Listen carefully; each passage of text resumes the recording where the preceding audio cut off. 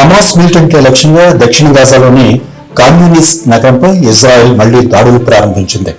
దాడులకు ముందే క్యాన్యూనిస్ చుట్టుపక్కల ఉన్న ప్రజలు తరలి వెళ్లాలని ఇజ్రాయెల్ సైన్యం ఆదేశించింది.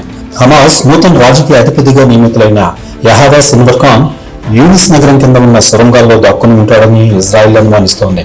వైమానిక దాడుల్లో హమాస్ కు చెందిన ఆయుధ డిపో సహా 30 స్థావరాలను ధ్వంసం చేశామని ఇజ్రాయెల్ సైన్యం పేర్కొంది. అటు కాల్పుల విరమణ కోసం మధ్యవర్తిత్వం వహిస్తున్న అమెరికా, ఖతార్, ఈజిప్ట్ దేశాలు ఇజ్రాయెల్ హమాస్ పై తీవ్ర అసంతృప్తిని వ్యక్తం చేశాయి.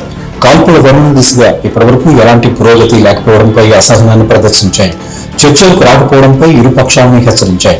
ఈసారి ఎలాంటి సాకులు చెప్పకుండా చర్చలకు రావాలని తేల్చి చెప్పాయి.